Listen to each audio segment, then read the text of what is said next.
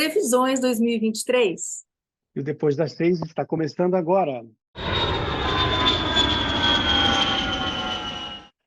Bom, Gabriela Otto, voltamos na temporada de 2023 e é muito bom estar contigo novamente. Muito bom, depois de umas merecidas férias, né? Tanto você quanto eu aí tiramos algumas semanas aí de folga, estamos de volta. E a gente, para manter a tradição do canal, a gente está trazendo aqui as tendências e previsões para o ano. E eu gostaria mesmo, nesses tempos de coisas extremamente imprevisíveis, era ter feito as previsões de É. 2022 em dezembro. Boa, boa. Vamos ver É como é que muito esse mais ano vai se fácil. comportando. Olha, o que eu mais vi, desde economistas, executivos do setor, especialistas falando de 2023 eles dão uns 5 caminhos. Olha, pode acontecer isso, mas o que mais tem é o mas, né? É, Ou é, se acontecer isso, aí a coisa muda. é. Tá muito assim, é Mas, verdade. mas, Gabi, a gente faz esse programa já tem, sei lá, 3 anos, já fizemos mais de 60 ou 70 programas e todo ano começa, na nossa indústria, ele começa extremamente imprevisível, né? E É, acho que é, o ápice da imprevisibilidade da nossa indústria foi a pandemia, que a gente começou a fazer o nosso programa de previsão no mês de janeiro e, de repente, a gente é, deparou com uma pandemia 15 dias depois, em que a gente, inclusive, é, um dos vídeos mais vistos nossos foi aquele do fim do turismo, né? Que até vale a pena é verdade. revisitar o fim do turismo, né? É, As mas previsões e budgets de janeiro de 2020, eu acho que é, foi surreal. foram os Mas vamos lá. piores. Então, vamos Vamos começar. lá. A gente separou cada um três previsões Sim, e ou duas. Na verdade, eu não me lembro qual é a minha terceira, mas eu sei que você tem três. Então, vamos falar da primeira vamos sua lá. e depois eu emendo com a minha. Olha, eu acho que a primeira que a gente tem que falar, não tem jeito, não vamos aqui ficar nos detendo muito em números específicos, mas o que a gente está vendo de fora, tanto Estados Unidos quanto Europa, é eminente crise mundial, crise econômica mundial, né? A instabilidade da economia no mundo todo. E isso, claro, está impactando as previsões de vários especialistas ao redor do mundo com relação às viagens também. Então, o que a gente lê as viagens vão diminuir, o volume de viagens vai diminuir, né? Então, o que a gente vê aqui no Brasil, o grande assunto do momento é em relação a passagens aéreas, como é que vão ficar os valores das passagens aéreas, porque isso ainda no segundo semestre de 2022, que foi muito bom para os hotéis, ainda assim impactou muito, principalmente nas viagens de grupos, né, de grandes grupos de uma empresa, de repente, que sai de uma cidade e vai para outra, prefere fazer ali ao redor para não ter que. O problema não é nem o hotel, é o deslocamento, né, de um grande grupo, por exemplo. Então, esse é um primeiro item. Como é que você vê a questão de aumento, diminuição de viagens, porque os aeroportos seguem lotados, né? Mesmo com as altas das passagens aéreas.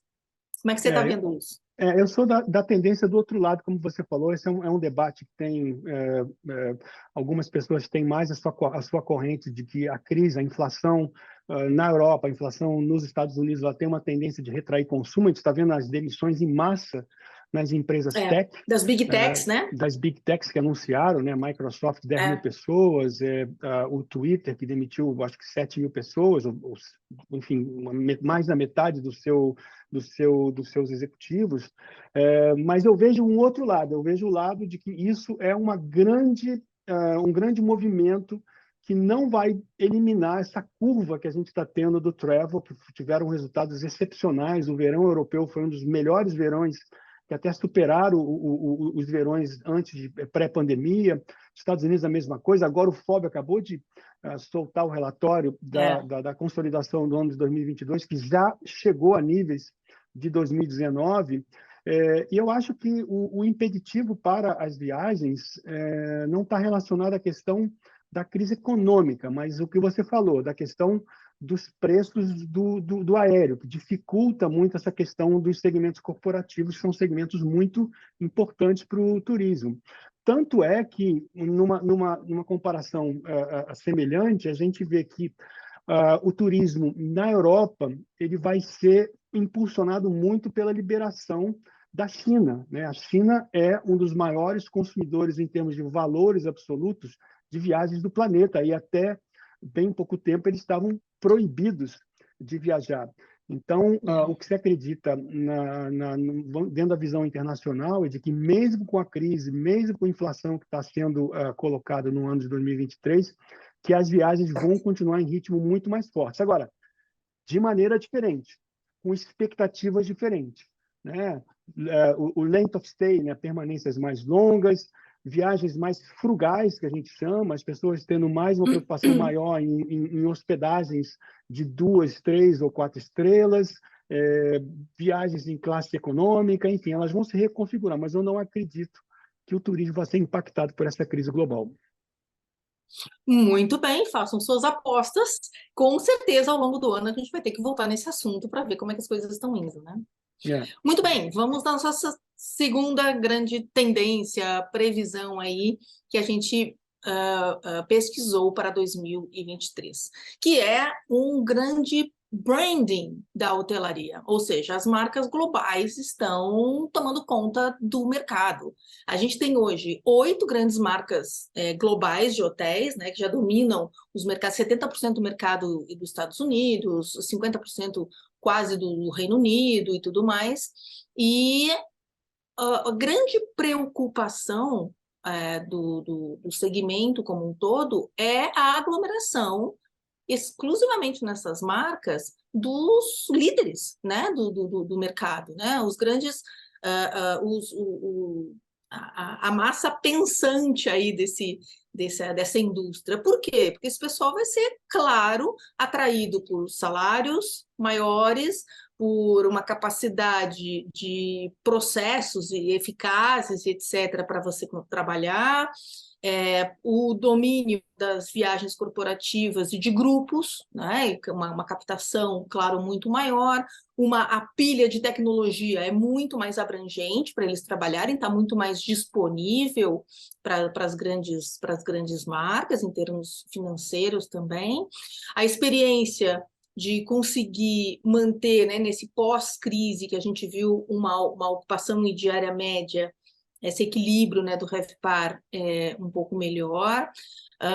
A distribuição, o custo de distribuição, que as redes têm aí até 2 vezes mais baixo nas OTAs, por exemplo, em comissionamento, uma dependência 3 a 4 vezes menor do que as OTAs, em comparação à hotelaria independente. E também um dado interessante aqui que a gente pesquisou, que é os enormes e robustos programas de fidelidade que essas marcas oferecem, e um número interessante aqui, que em grandes marcas, em marcas globais, o programa de fidelidade é responsável por até 58,3% de todos os room nights. Loucura, né? Concorda com isso? Uma grande acúmulo ali de marcas globais tomando conta do mercado, e não é nenhuma fuga, é um deslocamento desses líderes mais qualificados para essas marcas. Qual é o impacto que isso tem?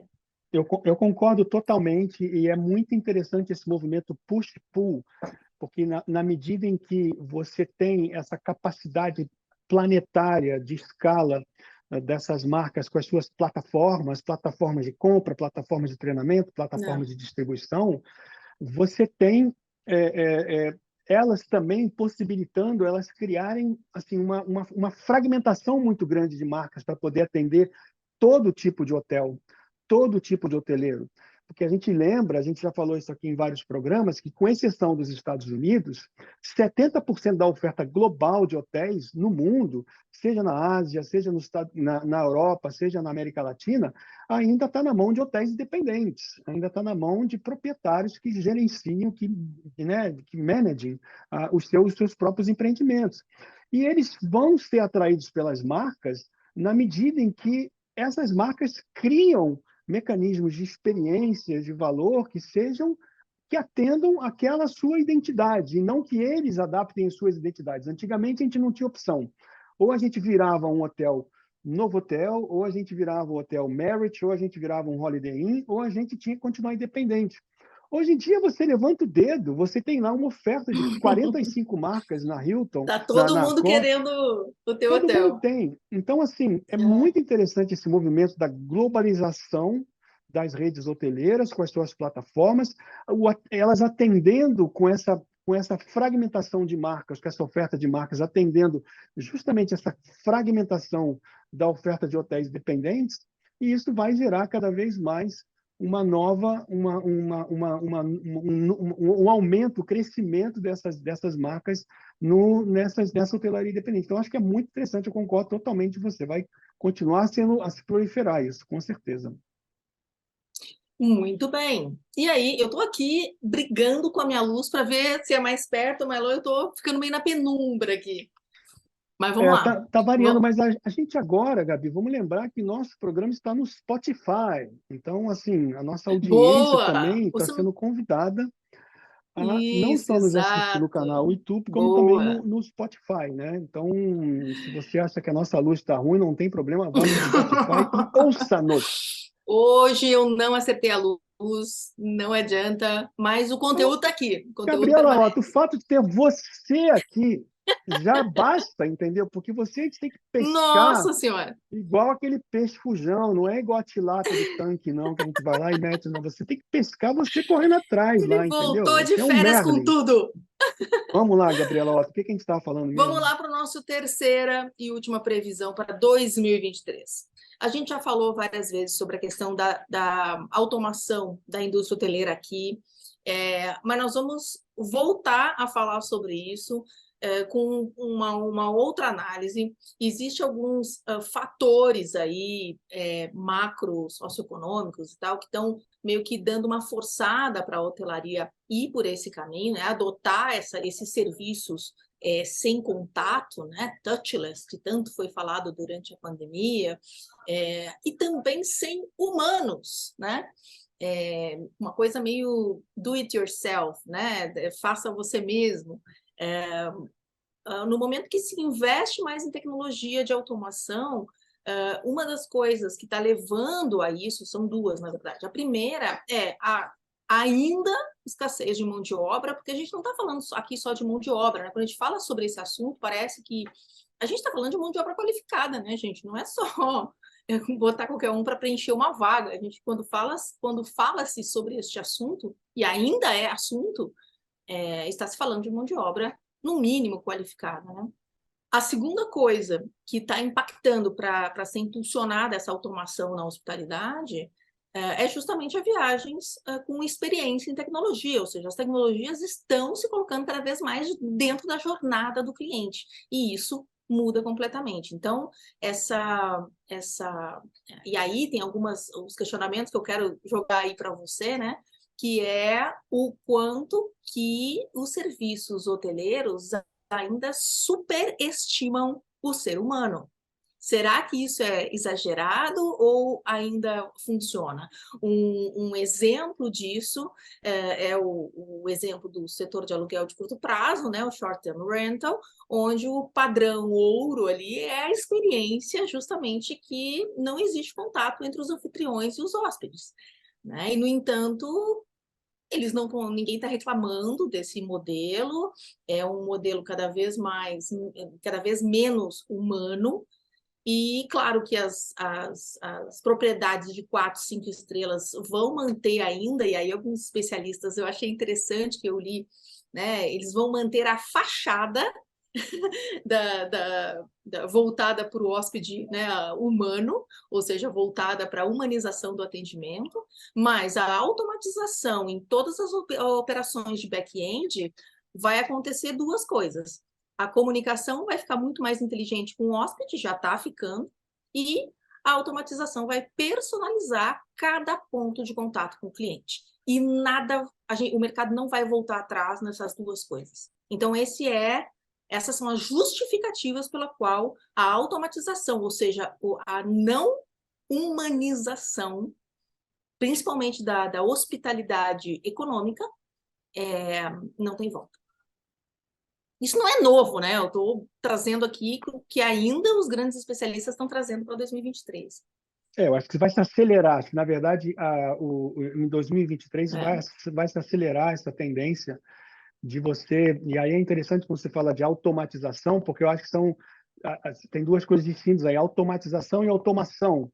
Né? Automatização, isso. para mim, é aquilo que está dentro do contato do touch point, da experiência do cliente. A automação são os processos que permitem que lá atrás, no back of the house, você consiga fazer com que a experiência do cliente seja o mais uberizada possível, né? Seja menos frictioning possível, né?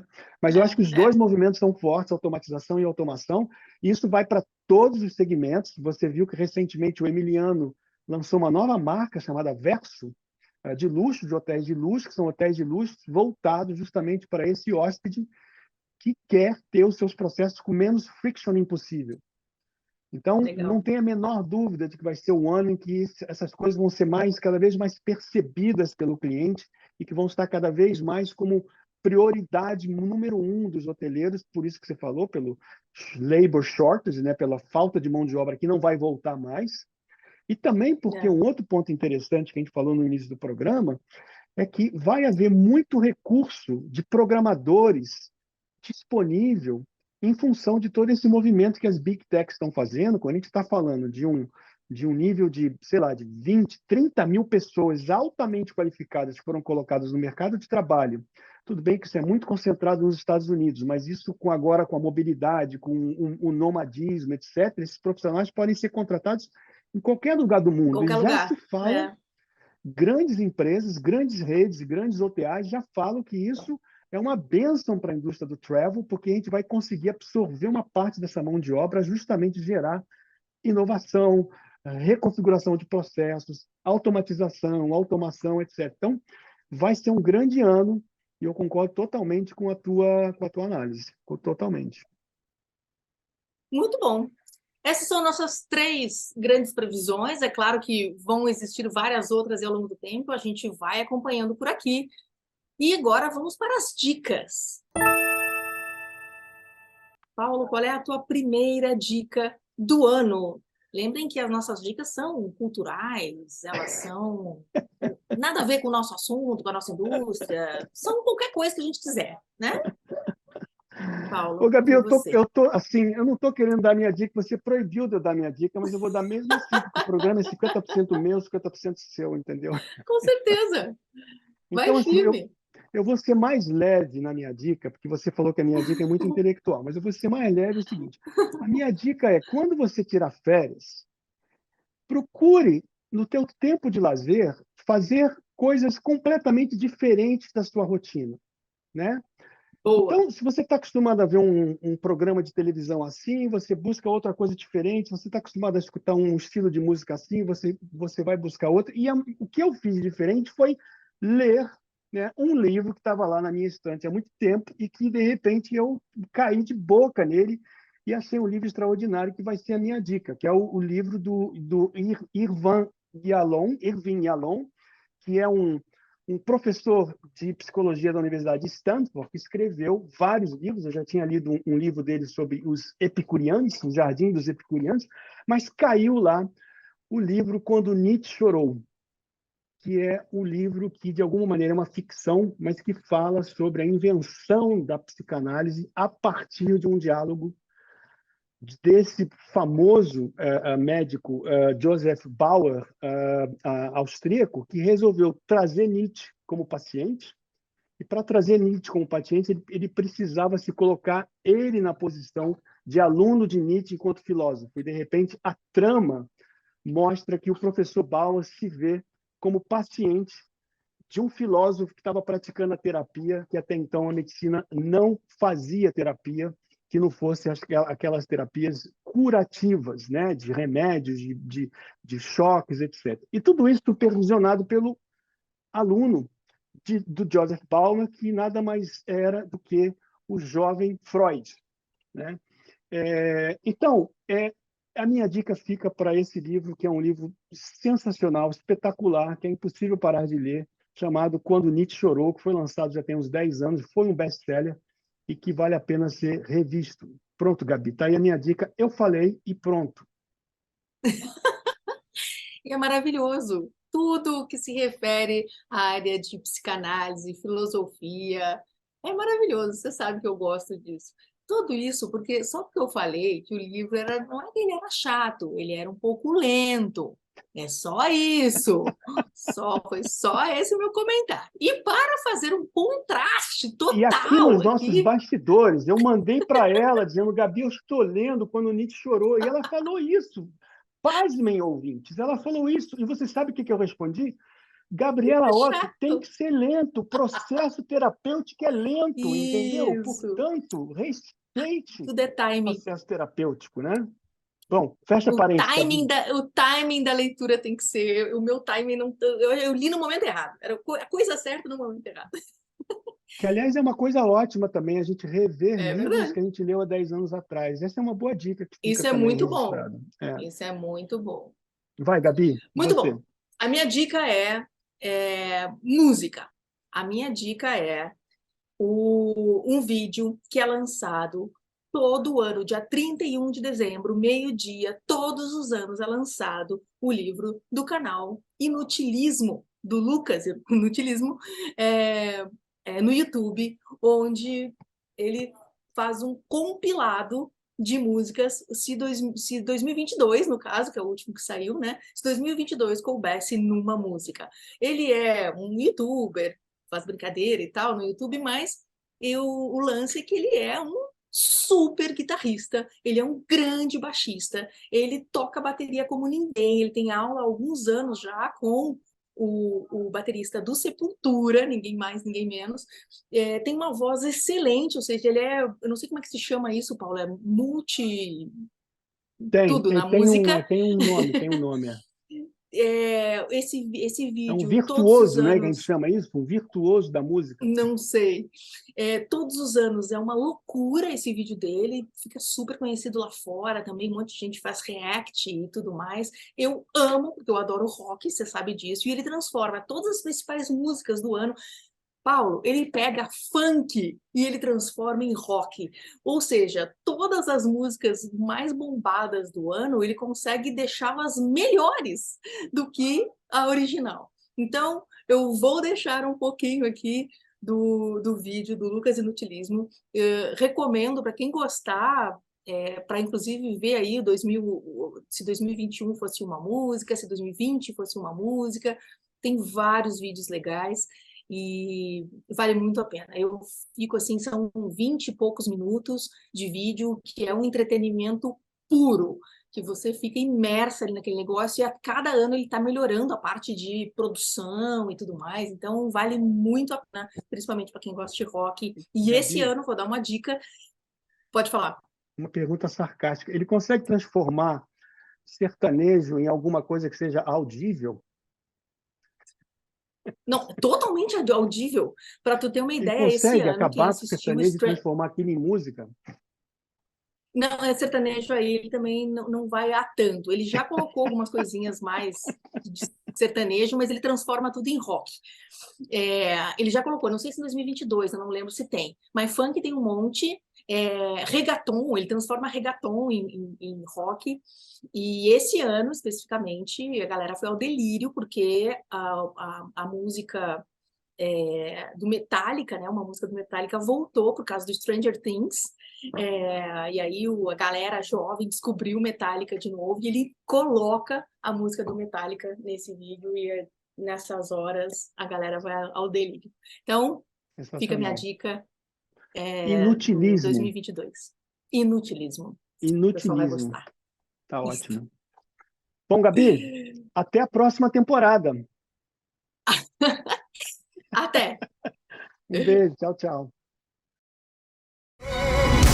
Não sei mais pra onde ir, já que a noite foi. Acorda, Pedrinho, que hoje tem campeonato, vem dança comigo.